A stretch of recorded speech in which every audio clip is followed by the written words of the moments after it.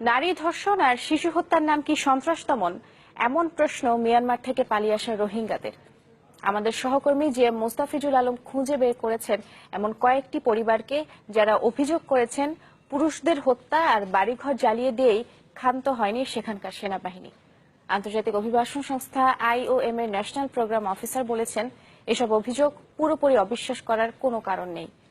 এই প্রতিবেদনটি তৈরি করতে সহায়তা করেছেন কক্সবাজার প্রতিনিধি নুপা আলম। ওরা 3 বোন। বড় বোনের বয়স 16, মেঝোর 15 আর ছোট বোনের মাত্র 13। এই ছোট্ট জীবনেই ওদের দেখা হয়ে গেছে পৃথিবীটা কত নিষ্ঠুর। রাখাইন রাজ্যে মিয়ানমার সেনাবাহিনীর আক্রমণে বাবা আর 2 ভাইকে হারিয়ে এক আত্মীয়ের সহায়তায় বাংলাদেশে আশ্রয় নিয়েছেন রোহিঙ্গা মুসলিম পরিবারের এই 3 বোন। আমতলী গ্রামের সব ঘর পুড়িয়ে দিয়েছে। আমাদের পাশের বাড়িতে সবাইকে ঘরের বাইরে থেকে তালা মেরে পুড়িয়ে মেরেছে। আমার বাবাকে ওরা মেরে ফেলেছে।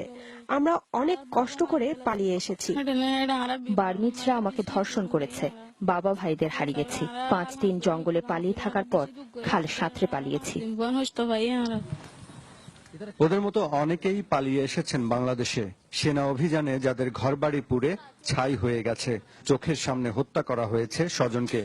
বর্বরতার হাত থেকে বাদ পড়েনি শিশুরাও। শিশুদের নির্যাতন করা হচ্ছে। সেনাদের সামনে পড়লেই গুলি, ঘরে আগুন দিচ্ছে। অবিবাহিত মেয়েদের ধর্ষণ করা হচ্ছে। মেয়েদের ধর্ষণ করা হচ্ছে। তাদের ক্যাম্পে নিয়ে গিয়েও একই নির্যাতন করছে। মিয়ানমার থেকে পালিয়ে বাংলাদেশে আশ্রয় নেওয়া রোহিঙ্গারা ঘটনার যেসব বর্ণনা দিচ্ছেন তার পুরোটাই অবিশ্বাস করার কোনো কারণ নেই বলে মনে করেন আন্তর্জাতিক অভিবাসন সংস্থা IOM এর ন্যাশনাল প্রোগ্রাম অফিসার। আন্তর্জাতিক গণমাধ্যমও বিশ্বাসযোগ্য তথ্যের উপর ভিত্তি করেই রিপোর্ট করেছে।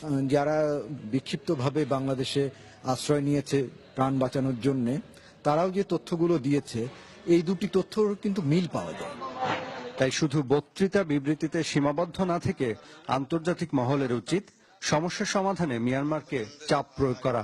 কারণ বিশ্বের সবচেয়ে নির্যাতিত আর রাষ্ট্রহীন এই রোহিঙ্গা জনগোষ্ঠীর অধিকার তাদেরই নিশ্চিত করতে হবে।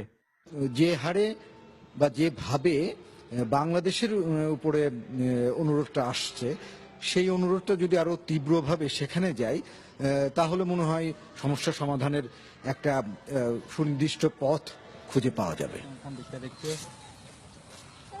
রাখাইন রাজ্যে চলমান সামরিক অভিযানকে সন্ত্রাস বিরোধী দাবি করেছে মিয়ানমার, কিন্তু সেখান থেকে প্রাণ ভয়ে পালিয়ে আসা মানুষদের বর্ণনায় মিলছে নির্বিচার হত্যা আর নারী ও শিশু নির্যাতনের ভয়াবহ চিত্র। গণমাধ্যম ও পর্যবেক্ষকদের সেখানে ঢুকতে না দেওয়ায় প্রকৃত ঘটনা জানতে পারছে না আন্তর্জাতিক মহল। GM Mustafizul Alam, channel 24, Teknaf, Cox's Bazar.